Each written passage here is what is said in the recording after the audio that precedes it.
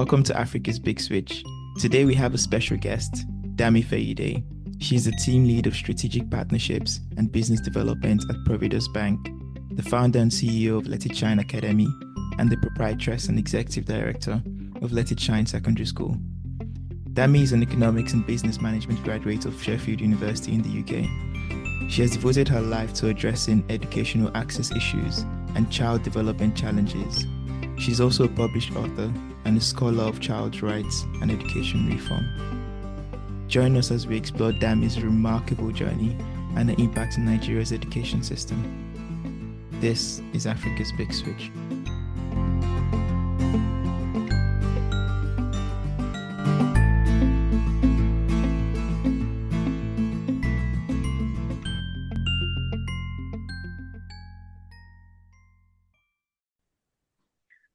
Hi, everyone. Welcome to another episode of the Africa's Big Switch podcast, where we highlight people providing solutions to some of the problems in Africa.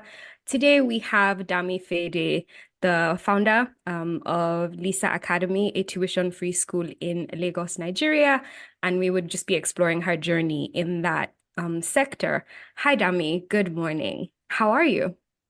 Hi, good morning. I'm doing well, thank you. How are you? And thank you for having me. Great. I'm so great. It's an honor to have you on the podcast. Thank you for making time and for being here. So I know we've said that you are the founder of a tuition-free school in Lagos, but could you please tell us about your background and what led to you starting a tuition-free school? No problem. I feel like I get this question a lot, so everybody's like, so why? So it's fine. So Lisa Let It Shine Academy it's an intervention organization, so a non-profit intervention organization, and basically the reason why it exists is to provide access to free and quality education to people and children who are marginalized. And I say people because we have a few older kids as well. So I don't just like saying children. So it's not just putting it in a box. Why did I start Lisa? And I mean, it's funny because I know that ABS is big on, solution, but I started Lisa because there was a problem that I saw that I almost couldn't unsee. And, Lisa became the solution that, God gave to me to solve that problem. I know moving back to Nigeria was kind of tough in just a very big culture shock for me in seeing the amount of kids on the road. Every day I was seeing, almost the same set of kids as I was going home. I would give 200, 300, 500 naira, and they would still be there the next day, the day after. And I remember for a while just asking, like, okay, what is that? Like, how do we actually get them off here? What is the problem? What is the actual problem that we need to solve? Just really having that problem at the back of my mind. And I'm really grateful that I never kind of got numb to it, because I think what happens a lot in Nigeria is you can't get used to it, you get numb to it. And that was a prayer for me, that I never want to get numb. I never wanted to get used to it. I want to remain as uncomfortable as I am the first day as I'm seeing, these kids on the streets doing this. And then, fast forwarding to, I think months after, I kind of stumbled on a remand home in the Mushin MED Araba area. I literally stumbled. That's a different story. I stumbled across it and I went down, and then I made a promise to the manager at the time, saying that, asking if I could come on Valentine's Day with a few of my friends. It was my first time ever doing anything like that. So Valentine's Day came. I remember really praying and asking God, what do you want me to do? Because I didn't know why I said I was going to go, and then the day was coming. And everyone was asking me, Dammy, what's the plan? I was like, I don't really have a plan. But I just felt, I'm very strong to take out materials and paint and all of that. So I did. And I told my friends to bring, cardboard, paint, all of that. So we did. And for, I think about 80-90% of the kids in that remand center, they hadn't seen paint or crayons or cardboard before. It was their first time. And that was really heartbreaking. So I think when people ask me a lot about why I started this, I always say, it literally started because I couldn't see something, but from a place of my heart being broken, honestly. Because I was just trying to understand, I was speaking to the kids, what do you want to be when you grow up? I want to be a doctor, to be a fashion designer. And for me, it was, you're 8, 10, 12 years old and you haven't seen paint before, because in that remand home, they eat, sleep, drink, everything there. These are kids that were abandoned, that are in that home. And if there's no one that adopts them there, they move them to a correctional center when they're 15. So for me, it was understanding that, seeing almost like a cycle. And then I promised them that I would bring more art materials back because they finished all the ones we brought that day. So it literally started from there. I went back on a Saturday. I went back to bring them art materials, but I really was like, I didn't just want to go back to just art materials. How can I teach them actually how to paint? Because I didn't know how to paint, or I wasn't very artistic. So I asked a friend of mine that, who owns an arts company in Nigeria, and I was like, can I borrow one of your instructors? And she said, and I told her why. So she goes, oh no, just have it for free, instead of paying. So I brought the art materials, but I also brought the instructor, and he actually started teaching them, just different things within arts that they didn't know. Then I started doing that every weekend. And as that was happening, I started introducing more things to it, so how to make hair, bead making, drama, English. So it just started literally growing like that.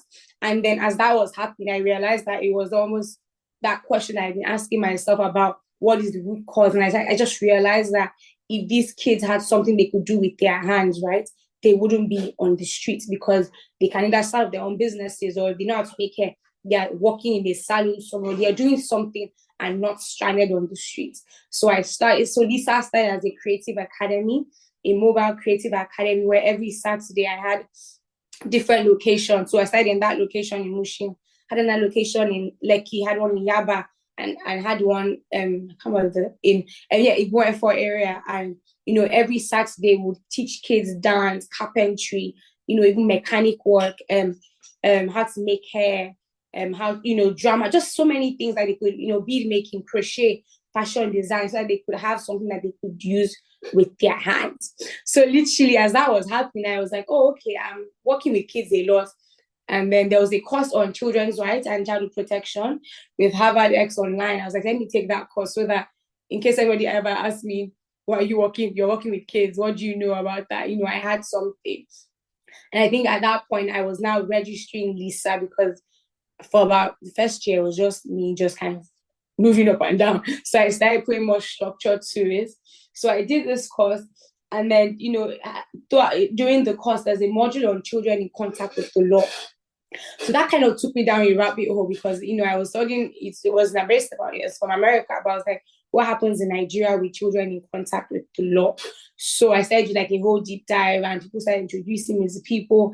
And then I got introduced to the Correctional Center for Boys in Lagos State, which is our juvie in Nigeria, but for boys, there's one for girls. So my point, I met with them, they took me, I told them about what I do, and my point was to bring the Creative Academy to them, which they actually already approved. So every Saturday, I was going to teach them art, coding, carpentry, and tailoring as well, and shoemaking. And then one day they decided to call me, and they took me on a tour of the facility. And I remember seeing most of the boys were just hanging around, not doing anything. And that was when I found out that the government only provided up to primary school education and not secondary school education at the correctional center.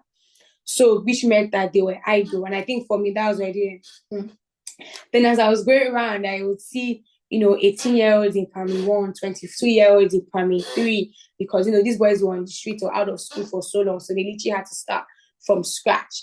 And then I think this was around the time where that after COVID, insecurity, all of that. So for me, it was really what's going to happen with these boys, because if we bring them out of the correctional center with no education, no secondary school education, what do we expect them to do? I think for me, it was that problem that I think sometimes I always say, oh, Lagos, Nigeria is not safe, it's not safe. But understanding that there's reasons, a cycle that we've kind of created, right? So how do we even solve that problem and help them? Because I don't believe that they just want to come out and do these things because there's no solution. So, that's where, I was like, okay, can I bring secondary school education to them, because they can't leave the correctional center?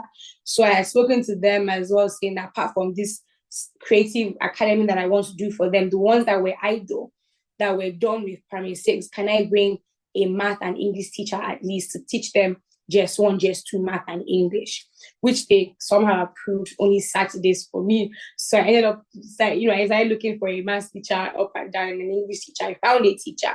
which, funny now, he's actually the principal of my school. But so it was just he and I. So every Saturday would come. I think we had 15 boys that signed up that the correctional center gave me. So we had 15 boys at first. And every Saturday would come and teach them math and English, chess one level. So what they would, because they were done with primary 6. And then that happened. And then they started growing from 15 to 20. The principal of the correctional center was like, oh, more boys want you done. I have more boys for you. And they were almost like 45. So because they were like 45, they gave me more days. So he started from Saturdays, then he gave me Friday and Saturday. Then they gave me Thursday, Friday, and Saturday. Then they ended up giving me Monday to Friday. So I also got more teachers so that, so I got another teacher. So it was math, English, basic science, basic tech, computer, social studies that they were learning. So I was like, okay, let me just kind of encourage them. So I got them like exercise books that said Lisa on them. I got them polo shirts as well that said Lisa on them, because the facility also gave me like one classroom that, was just for me and the people I was teaching secondary school education as well. So it kind of became a school, but I didn't know it was. I was just kind of I just wanted to encourage the boys, because imagine that boys that have been out of schools. These are boys that have gone, different backgrounds, have gone through stuff. They've just been entangled with a lot. So I just was trying to renew their minds, which is why I gave them the uniforms and the books, and then I think Access Bank saw what I was doing, because I was posting about it. So they kind of said, hi, can we come and renovate an entire classroom in the correctional center for you, since you're, going on this journey? And I was like, okay, great. So that's it. I was really encouraging for the boys to really feel seen as well. Like, oh, and okay, so I don't mind actually coming to school. Like, it just really encouraged them. Because, I had some boys who were 24, 19, 18, and just starting just one again. So, it was really nice. It was just I just thought it was to encourage them.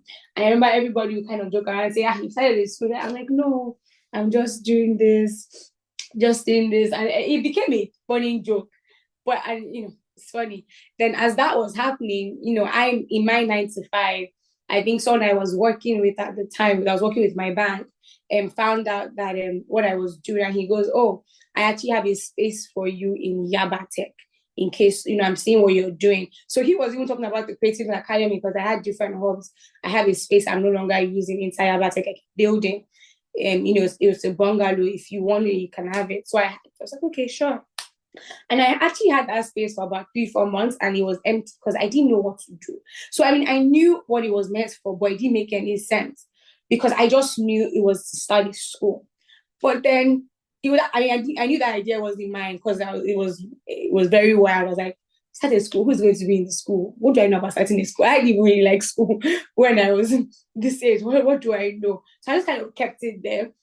And then I just kept on having, nudges. I just knew, like, I became so uncomfortable. I just kept on being more and more convicted. And then I would see, God would give me dreams and ideas about what the school was. So before I just knew it was a free school. I don't know how, I just knew it was a free school. But I kept on asking, who is this school for? Because I thought everybody was in school. And apart from the kids in correctional center, which I already kind of provided that solution for, in my mind, everybody was in school apart from, maybe the kids on the streets. But I even just thought they were in school, and then after school, they would come out and, they were begging for. I just, in my mind, assumed that. So, I remember one day I just said, just going to do an outreach, because in my mind, it was my way of justifying. I was like, see, God, nobody is going to answer me because everybody's in school. But let me do this outreach, so at least you can see that I tried. So I printed out flyers. So the teacher that I had, my friend, we printed out flyers. I would just start walking around Yaba, because this, the space he gave me was inside Yaba Tech. So we went around Yaba Tech, and we just kept on saying, hi, there's a free school, starting school. Does anyone need a free school? Just like we're doing an outreach. I'm just walking around, and that was the day everything changed. The kids that I have going into SS1 now, I met 70% of them or their parents on the streets that day. So I heard so many stories, so many things. Either, I remember there was a boy that I met, he was sleeping, his mom was selling hair, she had like those wooden kiosks, and he was lying down there. And I was just like, hi, man, there's a free school start. I remember her just crying, telling me how she lost her husband, so she had to pull out her son from public schools because she couldn't afford it anymore. That was the day I also found out that public schools, while they were free, weren't free per se, because they had to pay They pay monthly PTAs, which can start from either 15K, 20, 30K. And then obviously they also have to, they give them uniforms, they have to sew it. The books aren't free. So I started realizing that public schools were free, but not free. And not everyone could also, pay for that. I found out that there's a wait list for in the public school, public education system, where you can write common entrance, but it doesn't mean you enter that year. It might be a year after or 2 years after, because there's a wait list. I started finding that people didn't want to send their kids to public school because the areas they were really, really rough. The schools that around there were really rough, and just couldn't even afford it. I saw a girl who was working with mom that day. She ended up coming to, they ended up signing up to school. So I remember that day was really the day that I realized, oh, there's actually this problem. And like I said earlier, it's almost like I slept and I couldn't unsee something. And it was like my eyes were awakened to something and I couldn't go back to sleep almost. But I guess that's the background to Lisa. I'm sorry it's a bit long. That's why I like answering this question, because I think people are expecting like a really short answer. And I'm like, sorry. No, Dammy, there's literally no need to apologize. I think that the entire story is worth telling, and I'm sure people would enjoy listening to it like I did. I was just like, maybe I should start a free school. Well, maybe not. But, baby steps. One thing that I took from the conversation was it didn't start overnight. It was literally one thing led to the other that led to the other. It's quite clear that there was a progression. And I hope that encourages anyone who has seen something that they can't unsee, that you don't have to, it doesn't start, the big thing doesn't start the first time you see the problem. Something really small would lead to baby steps, honestly. Yeah. So, thank you so much for sharing, Dammy. I just want to backtrack a bit. So you've told us a lot about Lisa, which we, love to hear. But what about you? What do you do for work? What is your education? Because you also mentioned that you took a course so that people will not ask you, what are you doing? And I thought, I think that's an interesting approach to, taking the course. But tell us about you. What do you do? Does your education play into how you've handled, being in Lisa? Who is Dammy when you take Lisa, to the side just a bit? So Dammy, I'm 29. What do? I work at Providence Bank. I head the SME strategy and development desk at Providence Bank, which I love. So it's funny because I actually just came back to do NYSC, and then I did NYSC at my bank, and then I never left. But no, I actually love my job. I don't know if a lot of people say that, but I literally love what I do. Which is funny because I had no idea. I was like, what are SMEs when I first moved back? But I think for me, one of the reasons I love it is because I get to actually really serve and just help businesses. And it's kind of similar to really Seinfeld when I think about it sometimes, because my job is to curate programs and just help SMEs grow and just do better. And so that's what I do, my 9 to 5. So I did this course with Harvard X I mentioned. It's on childhood development and children's rights and protection as well, which I really see how that, is such a big part of my life now, how that has influenced me now. What else do I do? I go to Storehouse. I head the outreach department there, which I also love. And I do birthdays. I have a book that I released in 2020. It's called Hepzibah's Anthology. I love Jesus, as I'm sure you've heard me mention a couple times here and there. I like dancing. Don't ask me if I know how to dance. I just like dancing. So I live in Nigeria and England because my family lives here, so I'm back and forth a lot. What else? I don't know. What else. I actually like hanging out with my kids. I know, like before it was a thing, but like now I genuinely choose it over doing other things. Like it sounds really weird, but I'm like, what do I have to do today? I'd rather do that. Like I genuinely they're like my little best friends. I have 2 godsons actually, which I think is pretty cool. I love working out. I used to be a personal trainer before I moved to Nigeria. Actually, I worked at Fitness First, Liverpool Street, which is when I think about that, that's really funny. So I love working. I work out like 5 or 6 times a week, sorry. I love running. I really like music. I got gifted a guitar when I was 25 and a vinyl player when I was 21 because I really love music. I always had this dream that I have a record label when I was older. I like writing, obviously. I watch Downton Abbey every year. I don't know. I think that's a weird thing, but I watch it every year. I think that's one of the best shows. Yeah. I don't know. Yeah, that's a really good introduction, to be honest. And then in terms of like the record, you never know. Like we still have a lot, by God's grace, we have Yeah, to go. I So think so too. who knows? But just like now going back to Lisa a bit. So I wanted you spoke a bit about the work that's being done, the volunteering and all of that. Could you provide a bit more context of the teachers? Like how do you find them? Like what's the process like? Do they come in through like volunteering or like full time? And also My teachers, all my staff and volunteers, they're fully paid. okay. They're all full time and fully paid. Yeah, because it's a school, so it's not it's a non-profit organization, but it's a regular school. It's the school is registered with Ministry of Education, so it runs as literally every other school runs. So it's full time. They have to be paid. Like cleaner, security, everybody's paid every month. Yeah, so that's so great. And then in terms of that, and that will now probably move me towards sources of funding. So how do you get funded? Different ways. I mean, people donate. So a lot of crowdfunding, we run campaigns, people donate. We have a lot of partnerships, so collaboration with companies and organizations, foundations, companies doing CSR as well. We apply for grants. People sponsor children, people sponsor teacher salaries.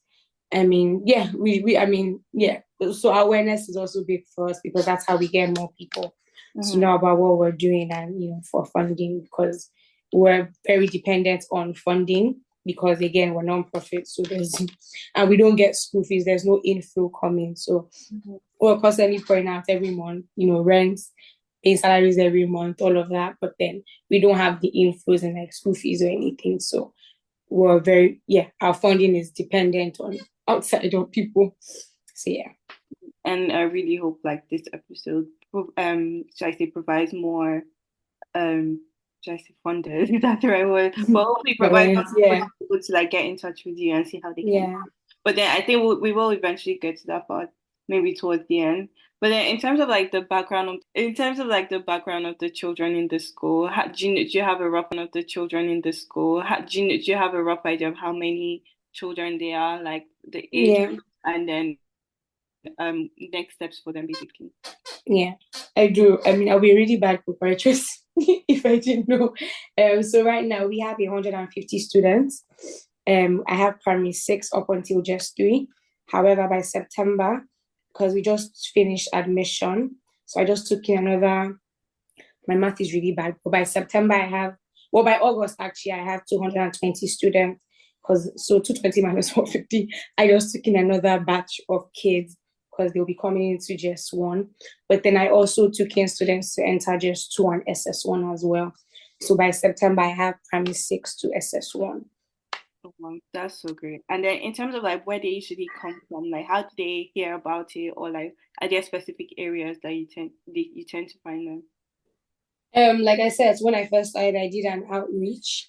Then to start the school, then the first year, we also did flyers and stuff like that, and a mini outreach. It wasn't like the first one, but for the past 2 years, I haven't done any outreach because people just hear about it. I can't really say how people hear about it because I don't know, but I know that when I'm screening and doing interviews, it's my neighbor told me, my auntie told me, my sister, this woman in my church, because obviously my students and their parents are telling people, or churches are telling people, or they just find out about it. I have had someone say to me that when we were in Yaba Tech in our first year, they heard about the school, they saw the school, and she's waiting for their child to finish primary school. So I can't really say that's just what I know, because obviously I don't know. But from what I gather when I'm doing a bit of interview, I know that word of mouth, I think it's just kind of spreading.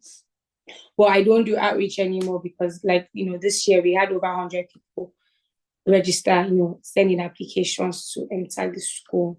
So it's just kind of growing organically on its own now.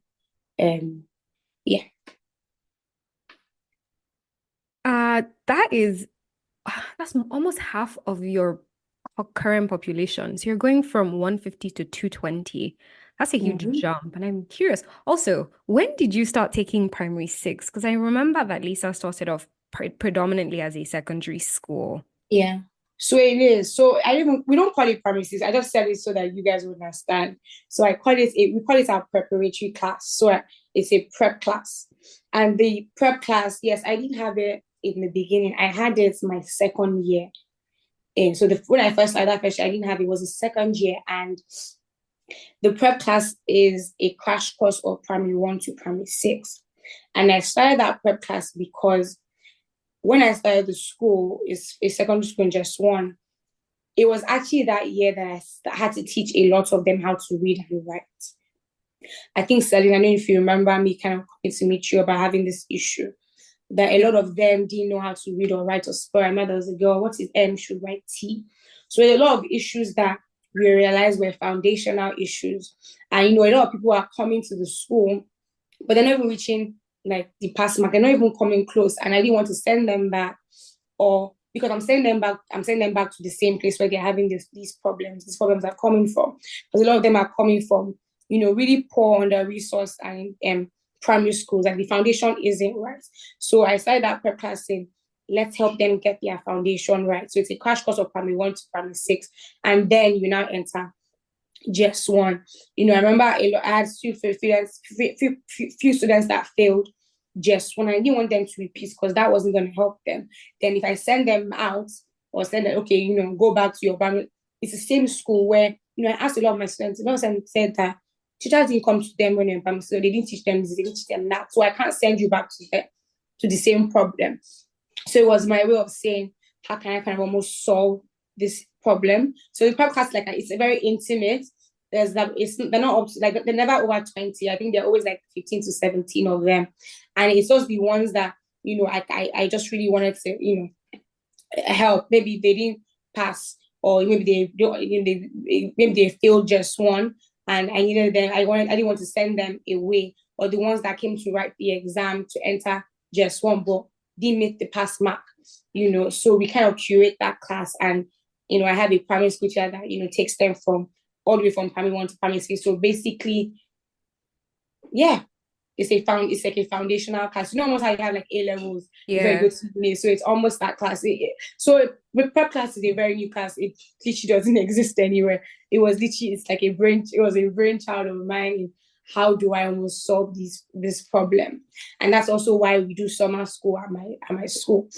So the month of August, for all the new intakes that I take, I do a summer school because I want to make sure I'm teaching them how to read, write, spell, all those things properly, instead of throwing them into just one where their background and their foundation isn't right. So it's a way of us solving that problem, before they enter that. So yeah.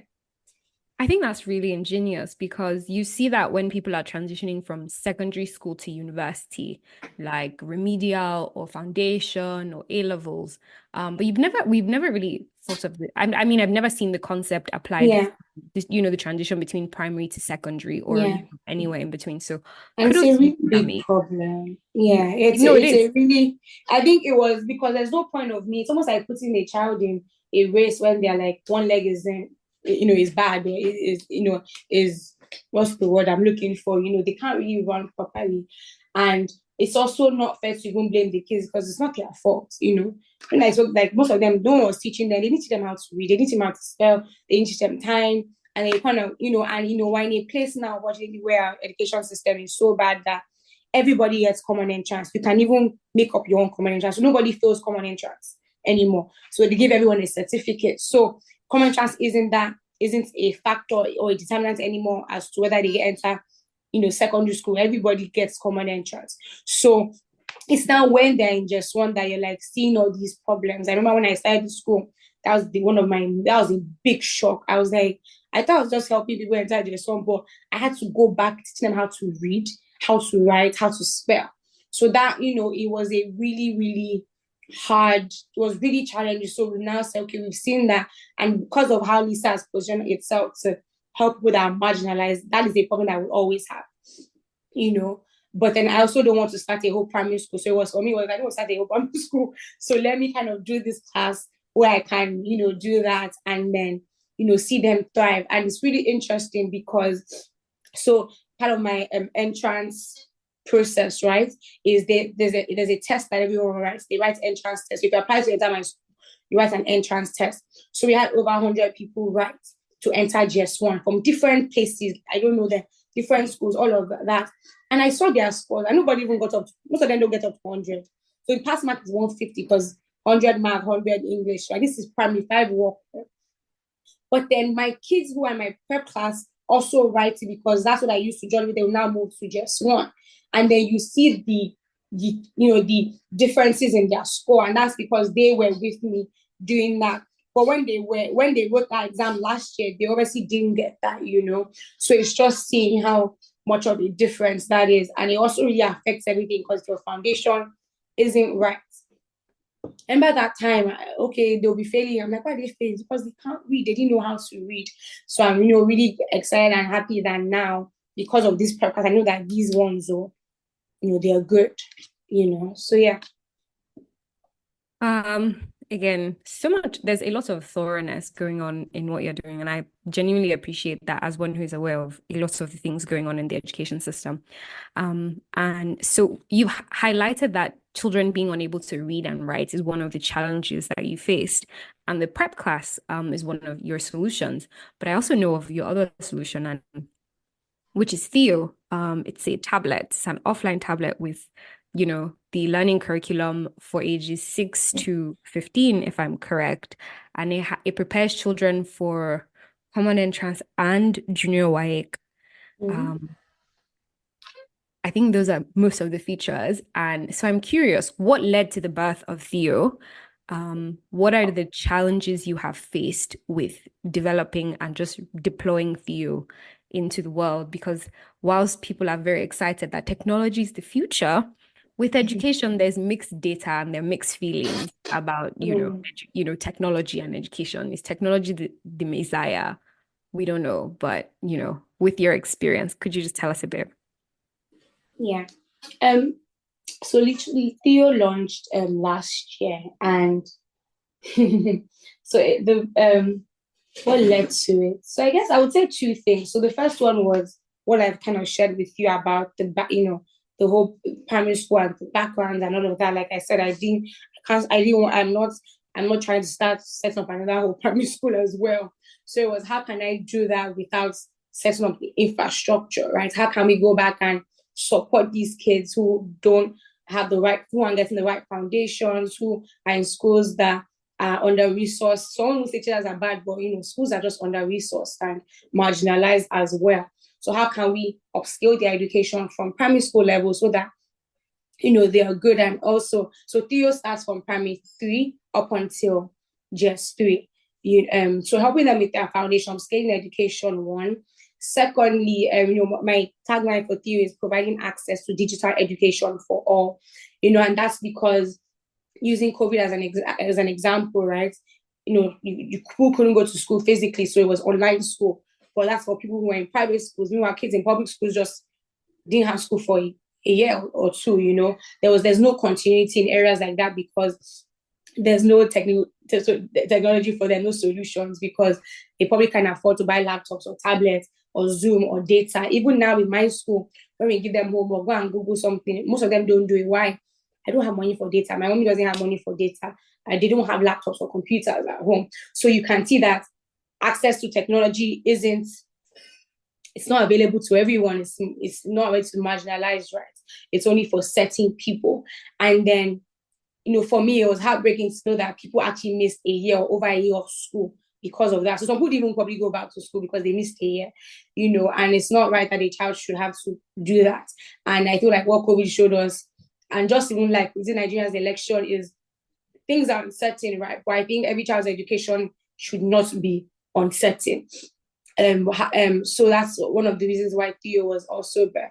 So upscale education and provide access to technology for every single person. Then, so another thing with Theo, like, Celine said, is completely Wi-Fi free. So you don't need internet as well. So what I've done is gotten the curriculum and infused the curriculum into the tablets. So it's audiovisual. So I produced and curated all the learning resources into like videos. So my teachers go to the studios and record them teaching, and then we animate it so that you're seeing a boy running. So the boy is running, you actually see the boy running. So it's animated, curated videos. And it's like up to like 500 on this tablet. So it takes you from primary 3 up until just 3. So primary 3 first term, primary 3 second term, primary 3 third term, primary 4 first term. And so it's about 7 subjects. We're including French into it. So it's going to be 8 subjects as well. And what we do with Theo is we deploy it to people who are marginalized. So, for example, I've deployed to a school in Egbeda. They don't even have a roof, literally. It's a private school in Egbeda, so under-resourced, it's flooded, it doesn't have a roof. Teachers are doing their best, but they need support, there's no light, So we've deployed, their primary 3 and primary 4 classes have Theo tablets. We've also deployed to a school in Ogun State, in the Ifo area, Okiaro area. Again, just like a hidden school, they're doing their best, but so under-resourced as well. Then we also actually have deployed to a private student. She used to be in Meadow Hall, but her family was ready to move abroad, but that didn't happen anymore. So she was out of school, and then her parents were like, let's just homeschool her. So she's being homeschooled with Theo now. So she doesn't have to be in the 4 walls of it. She's literally being homeschooled with Theo. And what I do as well for her is I send a teacher to her once a week to just kind of check in, give her homework, and check in on her assessments and all. Because with Theo, as apart from the school, like you're learning, there's also assessments there as well. So Theo is pretty much Lisa without the 4 walls, because I was thinking that, like I said, for Lisa now, we had over 100 children apply to Lisa. And most of, I hate doing the screening and interviews for admission because it's really heartbreaking, because I can't say yes to everyone. Because, again, it's limited spaces. I'm still looking for funding. I can't just say yes to everyone. So there's people that I'm saying no to that actually still need it. And I know that this is just even within Lagos. This is just on the mainland, though. I haven't come to the island. I haven't gone to other states. So for me, with Theo was, how do we multiply Lisa? How do I get Lisa out there, provide free education to people that need it without the actual physical infrastructure and without internet being a barrier to what I'm doing? So that's where Theo comes in. So like now, the Correctional Center for Boys, I'm deploying Theo there in a couple of weeks as well. So it's for me sending my teachers there, because the boys can't leave the facility. I will deploy the tablets to the facility and they attend school, So that's pretty much what Theo is. One of the challenges with, and as you said, with technology was, I remember when I deployed it to Ogun State, I remember the teachers were recording me on their phone. They were just so happy. They're like, oh my God. And the teacher asked me a question. She goes, this technology, is it, are they going to need, she was like, are they going to need teachers anymore? What's my point of teachers? Is this device going to take my job? And I didn't know how to answer her, because I was like, hey, God. So I was like, not necessarily, depends on how you want to see it, But I know that there's a thing now. So yeah, like you said, it's accepted. Everyone wants it. But then you have people looking like, this thing is going to take my job. Is my job going to become redundant because of this technology, right? So you see people kind of looking at it like, and even the fact that you can do assessments and all of that on there, it's almost like, am I going to become redundant, right? But then I said to her that you can actually, as much as it's a solution, there's still such a huge need for teachers, because Theo, when you are teaching, they'll give you like 2 examples, but as a teacher, you can actually go deeper and give them 5 more examples and change the way things are, in the way that technology, because I'm also restricted and limited in technology as I am, can do right now, especially because my Theo is completely offline, right? So that's something I'm hoping to do in the future, is infuse AI too, but right now I have to figure out how I will do that with it being offline as well. But my point with that is there's still so much that teachers can do. There's such an avenue for it. And I think what needs to happen is a partnership with technology and teachers, as opposed to teachers and schools looking at it as, this is my enemy, this thing is going to take my job. I don't know if that makes sense. Another challenge with Theo is, obviously, wherever I am, wherever Theo can be in anyone, I'm here, and my team and I can track, students' progress if they've open logged in today, what they are doing, what if they haven't watched a video, like I can monitor and check it. The only problem is obviously just means I need to have like a person or a team in that state as well, so that there's that proper monitoring. So that's just a problem that I'm having now with Ogun State. I have someone who's deployed in Ogun State, to do the rendezvous and all of that. But currently, I'm speaking to Kwara State now. They want Theo tablets for kids in every district. But who is going to kind of be doing the day-to-day move? Not day-to-day, but at least even if it's weekly or quarterly or monthly, I almost need to have someone to kind of do the check-ins. So those are, challenges that I'm currently having with it as well. And I think at first it was really hard for people to understand that there's school on the tablets. I think what you have is like, oh my God, wow, when you see it. But when I'm kind of saying this, I think it's hard for people to kind of translate the technology and school, technology and education. I think it's still really hard for people to kind of grasp, especially because it's also without internet, like you don't need Wi-Fi as well. I think it's really hard to grasp in the initial stages. And so I think those are the few challenges that I've had so far as well. But in terms of like, I guess taking a bit more personal to you, because like everything about the school is like such a beautiful journey and all. But how would you say this has changed you like personally?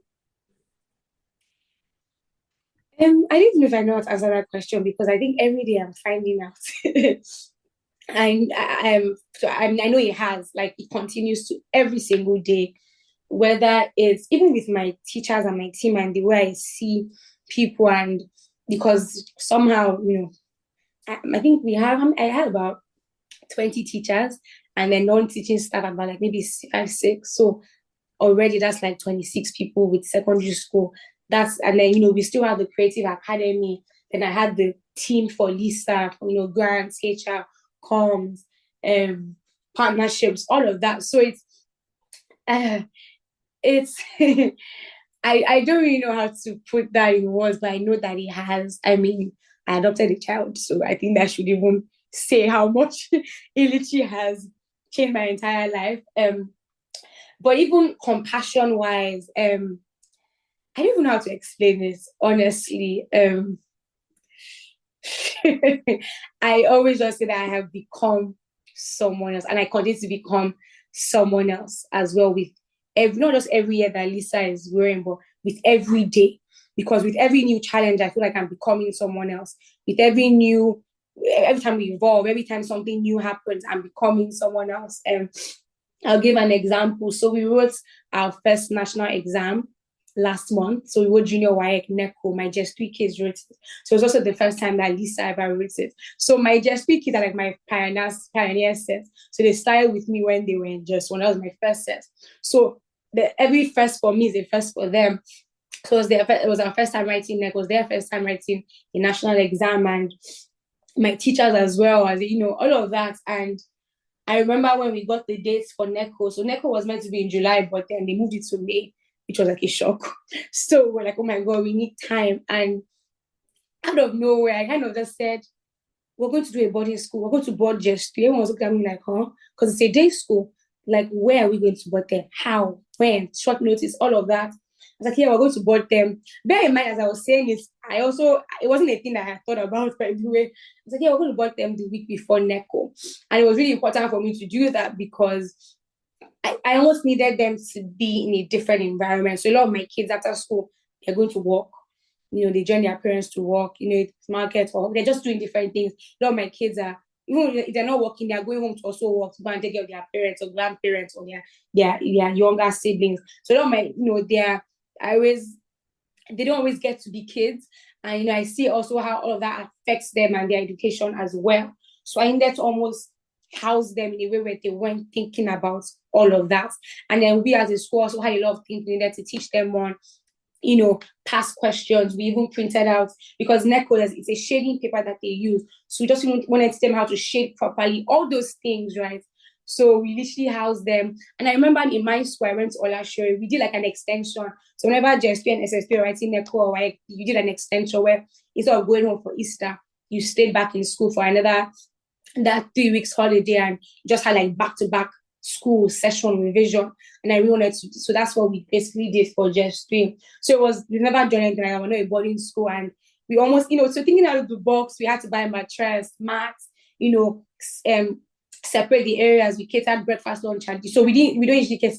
We had to cater breakfast, lunch, and dinner. We did the roster. Teachers slept in school. I slept in school sometimes. It was literally back to back. They woke up at 4:30. They shower. They had morning prep, afternoon prep, night prep. We had the video and praise and worship at night. Bibles, and it was for an entire week. And it was a thing where I literally thought, we all thought it was impossible. I even thought it was impossible. I was like, am I insane? I kept on saying, am I insane? Am I insane? But it's an example of how with every new thing, with every instance, with every new challenge, I've had to expel students. I've had to make difficult decisions. I've had to. So my point is, I don't really have the answer to that because it is constantly unraveling. Like, I feel like I'm constantly being unveiled and unraveled as well with every new day. Because running a school is one thing, running a free school, is a whole other thing. And it's not just a free school. I always said when I started Lisa that, because one thing people ask me is that, okay, when it's provide education, why don't you just sponsor the education, right? And I always said that it's one thing for a child to have free education, it's another thing for them to have free and quality education. So when I started this school, I always told God that, God, I didn't want them to feel like they were in a free school. And I never use the word charity. I hate the word charity, by the way. I hate the word philanthropy. I hate the word NGO. I've always said that I wanted them to never feel like they were in a free school. I wanted them to feel like they were in Olashe, which I went to, or Grange. Like, I wanted them to feel like they got a full secondary school experience, like they went to a secondary school, I never wanted that. And that's one of the big things that I'm really, really thankful and grateful for. And we would always say that you guys are even, what they've got to experience is even more than what I got to experience. A few weeks ago, Children's Day, they got invited to FMDQ, the headquarters. It's like, they met the CEO, on Children's Day itself, the DG of Simidan actually came to school, he hung out with them, danced, gave them prizes. Money Point came, gave everyone school bags. I took them to Sheffield University for excursion in December. So those are things that are very, very important to me, and I'm really grateful that even their uniforms. That's why I'm very intentional about their uniform. What that looks like. Prefects, they have their prefect badges. Just all of that. Just make sure that they have a full secondary school experience and they feel like they're in their secondary school and not it. So I will forget that it's a free school sometimes, and I don't forget because obviously the finance part. But my point is, in regards to even the teachers, all my teachers have HMO, so that's one of their benefits, and their children as well and their husband, they all get HMO from Lisa. We even did a salary increase 20% because of inflation. They're starting in June. So they do team bonding every quarter. We do staff training every quarter. So it's just really important for me holistically that I don't know how to explain it, but yeah. So with making all those decisions as well and operating like that, I'll just say it has changed me. And I think the day I knew that, oh wow, okay, this is your life now, was when I adopted my son. So I was like, okay, I guess we're doing this one here. But yeah, I don't know if that answered your question. I don't really know how to answer that question, but I hope that helped a bit.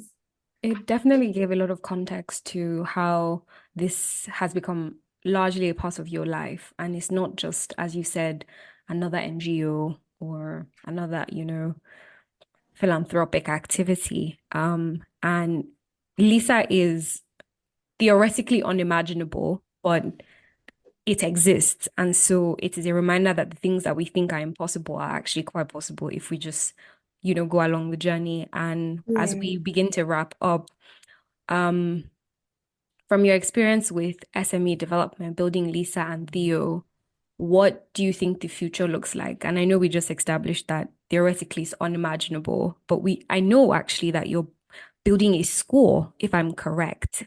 And I remember seeing it and just thinking, well, that's another thing. But what does the future for this endeavor, this journey in education and quality education look like? Yeah.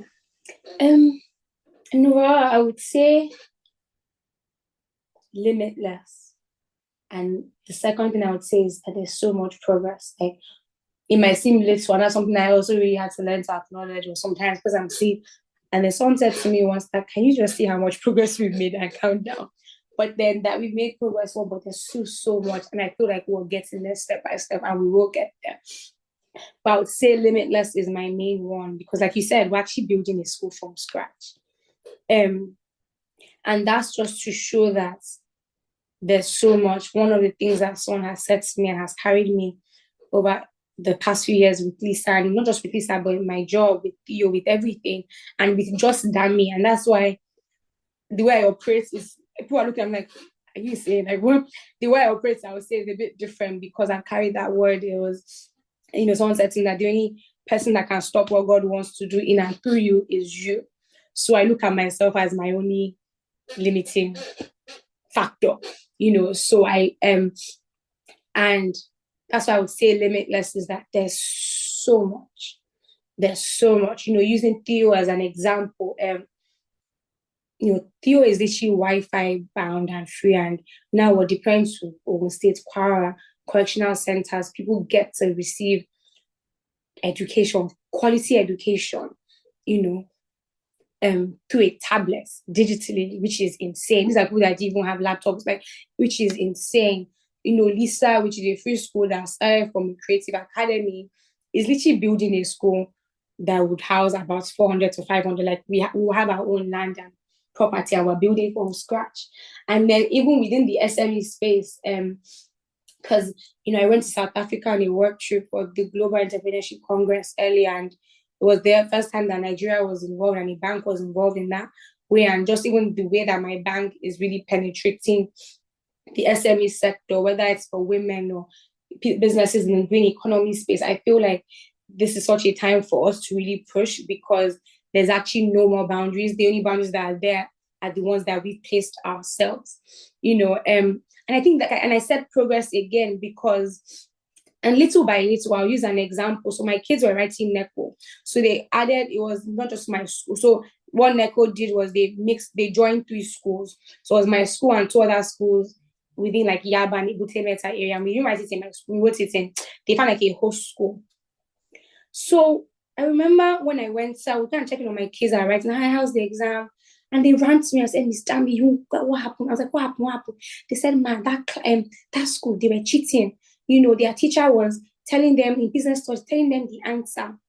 And it might seem very little, but what that did for me was show the progress that has been made thus far, because my kids were now kids who saw injustice and saw things that weren't right and were reporting it. These aren't kids that don't like knew, right? Trust me, I know the work that I had to do to get them to that point. But that was one of my proudest moments for me, was seeing them report and acknowledge that thing isn't right. Because my kids were working hard and reading, right? And they saw people cheating and they went to report it. And so I now became aware of that. And I ended up throwing the whole thing and go to report to the office, and, and little by little, now they probably didn't like me anymore. Like they were afraid when they saw me. I even sent one of the teachers, I was like, Viva, get out of here. How can I be cheating? It is not allowed. I was like, don't bring my children into this. Don't do this in front of my kids. And what happened was the other 2 schools that were involved, they couldn't cheat again because I was there. My school was there. And they almost saw a school that was set apart. When I was talking, they were looking at me like, but this is the norm. This is what we usually do. And it was almost showing that you don't have to do it like that. And we weren't standing for that. And one of the biggest things with Lisa, which people don't get to see, is we're almost doing the opposite of what has been happening in Nigeria and the education system a lot. And I feel like that is my biggest opposition, is fighting, imagine years of a system that's so bad, but has just been growing and going, like, that's just the system. It's just what they know, so we're almost opposing that system. But then, and it takes time. It's not going to happen overnight, but little by little, which is why I said there's so much progress, because now my kids, their minds are renewed. They know difference. Even with my teachers, they know difference. The parents, they know difference. And now that school, because we're in that school, there's a bit more light there, And my prayer, my hope is that it just keeps on translating small by small, little drops, out of our bellies will flow rivers of living water. So I think, which is why I would say limitless and also progress. But we can also give up. It's not easy. It's not going to happen overnight. And it's going to be tough, but then there is progress. And I think focusing on that progress, so the little ones, the big ones, is really, going to be the thing that changes everything. And I'm so glad, like, you're making sure like everyone's being honest as well, like the credibility is there, so that people are not cutting corners, and I think that's something that's very important. Yeah, and it was really sad to just kind of see like where we've kind of gotten towards a system, or like as a country or as a system. I remember asking, and they were like, but French, my children, the children don't want. I said, but like they will all fail. I said, yeah, they fail. And I remember telling them that I was like, my kids, I know they don't probably they do. One of my kids look so confused when they're writing French, and I was like, yeah. And I told him, just do your best. Like, he'll fail. It's like, yeah, but if he fails, he fails. And they're looking at me like, huh? And it was, I think, because, and they're like, isn't that your school, the mark? Because, and, unfortunately in Nigeria, I don't know if you guys know, but they actually close down schools based on, so let's say a school, maybe majority of them get F in this, they might close down the school or change the principal. So that is also why the system is like that, because especially for public schools, not private schools, for public schools, so everybody is trying not to have that, so they are cheating. And they're probably looking at me like, what's wrong with this woman? But I was like, yeah, they fail. But my kids, they will do it. We fail together, we pass together, but like we're going to do our best. That's it. We're not getting involved. We've done our best. And it's also encourages the kids to read, because if they come to school knowing that they're going to be giving the answer, they won't read. We're not helping them, and they're just kind of looking at me like, so I mean, they weren't happy with me. Most of them weren't happy with me. One was not fine with me, but I was like, this one is happy with me, I know. And I shall bought biscuits and drinks for them when they finished their call. Even the children, I'm sure like, this woman has ruined our day. But I was like, you know what, it's okay. I'm sure my children were like, yeah, this is actually how I was feeling. Used to it. But we just need to, and it's not their fault, the system has almost made them that way, if that makes sense. Yeah, but it's also important to like ground them now. And the thing is that I like to say like failure is not like final. Like even when let's say okay they fail now, hopefully they get that grit again to try again, and then like it sets them up for life, because if like they're used to cutting corners now in the future, there are so many instances where they're going to have to fail, which is life. And if they feel like failure, like okay, let me cut corners just to like make sure I don't fail. Like that's not the way it's going to work out. Yeah. It's a good thing we're doing. Yeah, and it's really important. Like, so in my school as well, we do top 10 and bottom 10. Like, I announce it. So CA1, CA2, and end of 10, like final scores, we announce top 10 and bottom 10. And at first, I was like, should I announce bottom 10? I know, like, but then I know what it does. Like, I've had students that when they don't make top 10, they are crying. Then the next time you announce, they are there and they are happy, because you see them, you see them wanting to, I must enter that thing. Like, you see them vexed as I enter bottom 10, you see them, so it really does something to them. I'm not trying to create a thing where, everybody is, I'm very like, this is it too. And then what I do as well is I do one-on-ones. I have smaller group meetings with the kids that are in bottom 10 and their parents. What do you need? What kind of support do you need? So now we start doing lessons. My teachers do lessons for the kids. They don't charge an arm and a leg. So I even do some personally as well, for parents that cannot even cover that at all. And so that we were like, okay, so this is your problem. Let's kind of help you. So, because you don't do that, it's like everybody's just hiding. You're not actually helping anyone. Yeah. So I've had, so sometimes it might be difficult and uncomfortable, but I know how at the end of the day, those things actually help. So we have to almost, in my school, they repeat. I say, if you don't pass, you repeat. I've had parents say, man, just please push. I say, I can't do that. I'm so sorry. This is their school. I go based off their school, and they repeat. And you see them do better. So, and I always tell my parents, it's not about speed, or they'll say, I know some of my kids, I have 18-year-olds in my school, 20-year-olds in my school, and I'm like, see, and so, my son, who's the head boy of the school, actually, he's 18 and he's in just 3. I know it was tough for him, but like now, he's so happy. Like he's written NECO, he's the head boy. So it's not by speed, it's doing things properly and doing things well, So yeah. 100%. But we're wrapping up now, but we have like 2 final questions, because no, honestly, like we've both like enjoyed it, and I'm very sure the people listening would very much benefit from this. But then in terms of like advice for people who are looking to do something similar or like support you? Like, what would you give? So I guess to start, I would say just start, just go. And little by little, I think sometimes we're waiting for everything to be perfect or for us to have everything figured out. But I would say go and just start, and the rest will come, the rest will be revealed. I would say don't be afraid of the humble beginnings. So just start. I would also say that you starting and you going and you saying yes to starting or doing the thing. You don't know how many people are attached to that, because if you had told me that as of right now, 220 children and 220 parents and how many teachers or people, adults, would be attached to my simply saying, okay, or yes, let me do this thing, I wouldn't have believed you. But so there's so many people that are attached to you saying yes. So I would say, do it afraid. It might not make any sense, but that's okay. And I would say, don't be afraid of the humble beginnings. If you don't have everything, just start with what you have. Go with what you have in your hands. Because there's people attached to you. So yeah, we to support. So on Instagram we are Lisa Academy NG, and Theo by Lisa on Instagram, TikTok, Facebook, all of that. Email.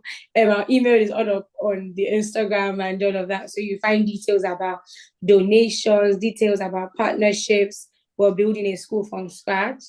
First ever free school that's being built.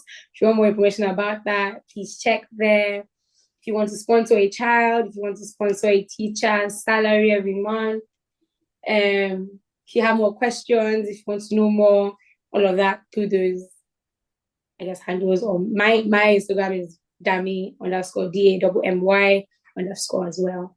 So I think that's it. So yeah, we'll answer all the questions. I'm happy to help, and there's a lot more information there as well, websites, all of that, because I don't have it in my head unfortunately right now. So yeah. All right, thanks so much for sharing. And then we have like one final question. If usually listening to like the podcast, where we ask our guests. So if you were given an all-expense free trip to anywhere in Africa, where would you go and why? I'm going to say Cape Town. I went to Cape Town in March and I just want to go back. I can't believe Cape Town exists. I think it's so beautiful and I just love it. And I would just say Cape Town. Yeah, it's Cape Town. In Africa, I would say Cape Town. Yeah, Cape Town is on my list as well. Oh my God, you should go. It is incredible. I've only seen like videos and like maybe like from shows and stuff like that. Oh no, it is actually incredible. It is incredible. I mean, I want to go to Rwanda. People always talk about Kigali. Guys, I want to. I've never been, but the people always talk about. So I would like to see what that looks like, and Cote d'Ivoire as well, actually. But that I know that I would guarantee I'll be very happy. Cape Town. All right, thank you so much for your time. So I don't know if you have